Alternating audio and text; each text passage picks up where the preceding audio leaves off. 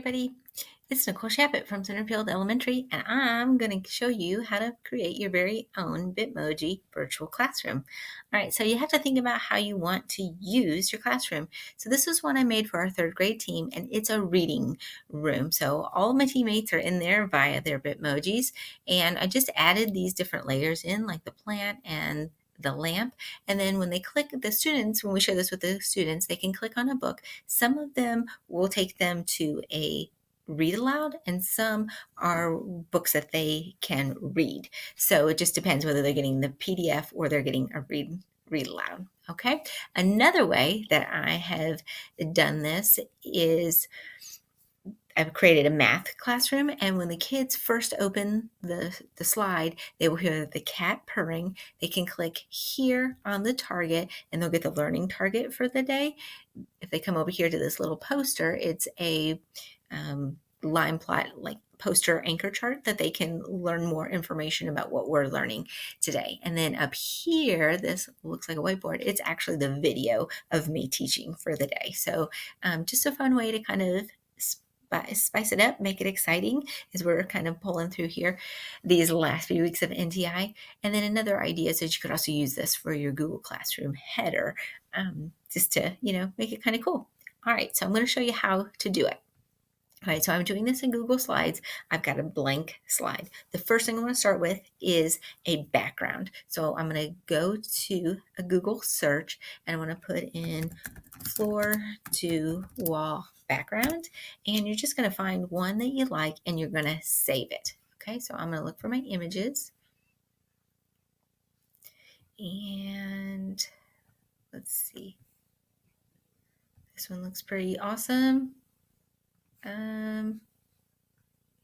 Let's go with that.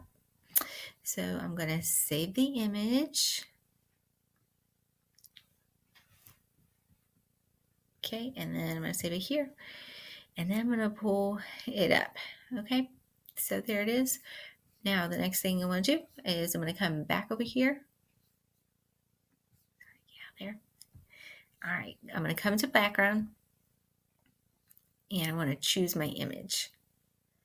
All right, I'm cheating a little bit. I'm going to go with the steel one, but you would just search for the one that you just saved. Sorry, just trying to save some time. So done it is. Okay, boom, there it is. Now you can add items to make it fun. So you're going to insert image and you're going to search the web. So one thing that I've kind of learned, you can see that I've already had to put in here, is if you put the word transparent in, that's going to give you a better chance of not having a lot of other things. It'll be just what you're looking for. Okay, so I'm going to start with a rug, and let's see, can I move myself out of the way so I can find the rug that I want? Let's see here. I think this one would be awesome. So I clicked on it, and then I'm going to put insert. Get me out of the way one more time. Okay, there it is. Okay, one thing I have learned is that you want to use your crop tool. That's right here. It says crop image. And you want to bring those lines down, because if you're adding a lot of things and you're layering, then having all that extra space just kind of gets in the way. All right, so I'm going to enter, and then I'm just going to move it around. And of course, you can change the dimensions. You can make it bigger, smaller. You can shift it around wherever it is in the room that you want it. Okay, I'm going to move it over there. Now, the other thing you can do is go back to your Google search, and you're going to put in the same thing as far as transparent and then whatever you're looking for. So if you would like to have a table, I'm going to put in transparent table. And I like searching here just because it gives me a lot more options that I can work with. Okay, so this one looks like a great table. Let's try it. It doesn't work 100% of the time, so I just warned you. It could. You might have to search a few times. Okay, so I'm just going to paste it in here. Okay, and then obviously that one's not going to work because it's got that extra back there, so that is not going to help me out. Let me try one more. I think this one works. Probably not, just because I'm doing it. feeling it's not going to work. No, it's still going to have that white back there. All right, so that was a bad example. So it is a little bit of trial and error, but for the sake of time, I went ahead and already found some things that I wanted to be able to use. So this couch would be lovely. Now you have to think about, like, do I want it to feel homey? Am I going to do a reading room, or am I, and you can move it back to make it look like it has depth, or do you want it to look like your classroom? So use posters, things that you have. If you have like motivational posters that you bought from TPT, go ahead and like copy the image and slap them in there, and it will feel really similar to what you have. If you have lanterns and things hanging, use those things. All right. So I'm going to go with the bookshelf to show you how to do that real quick. I'm going to move it over here. You can change the size of the bookshelf. You can move it around, all of those things. So actually, I'm going to make it a little bit bigger. All right, now let's add a book.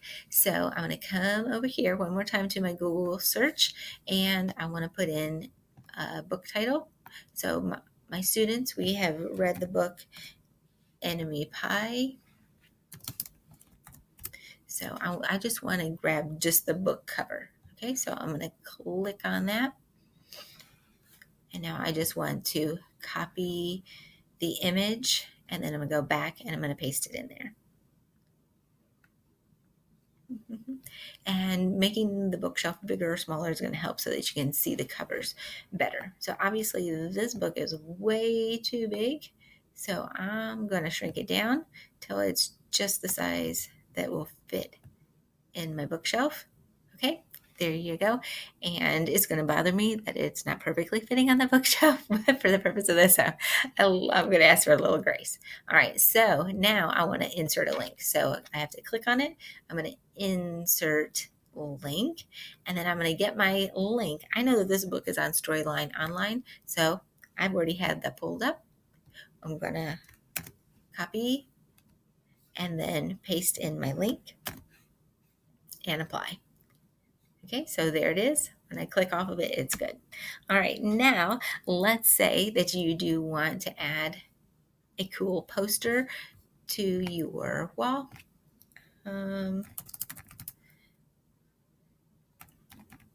Heat of sunshine, I love that. So I'm gonna put one. Okay, this will be perfect right here. I'm gonna copy it and paste this over here, and maybe right over top of the bookshelf. That would be awesome. Okay, so I'm gonna put it over here, over top of my bookshelf. I'm going to go ahead and crop it again because I don't want that black showing on the bottom. Okay. Well, that did not do what I wanted it to do. Let me try that one more time. Okay, now we got it. All right, now I want to resize it because it's way too big for what I need. And then the last thing I'm going to show you on that is, while it's highlighted, you're going to come over here to the border weight, and I want to give it a black frame or outline so that it looks like it's a framed picture. Isn't that cool? All right, so one more trick for you. Now I'm going to add a text box, and that is going to become like the screen in my room, the projector screen or the whiteboard that you may have. So I want to fill this in, and I want it to be white so it looks like a whiteboard.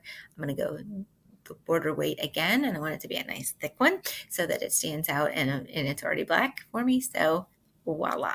All right, now we're going to add a video. So I'm going to come over here where I actually already have my video, pulled up my math video. Maybe wait in. Okay, so this is not a perfect image of me, but this is the image we're going to go with. So this is actually my video. So if I clicked it, it would go, but I want to actually do a screenshot. So I'm going to screenshot it, and then I'm going to copy that image, and then I'm going to go drop it in over here.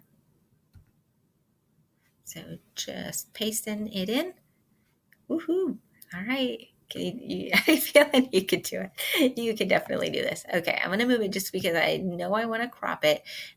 If these controls at the bottom are there, that's okay because it's supposed to look like a video, but I don't want all of this in there. I do want to try to get down to what I really, really want here. So I'm going to crop it in as much as I want. Okay, one more. Okay, so then when I push enter, there we go.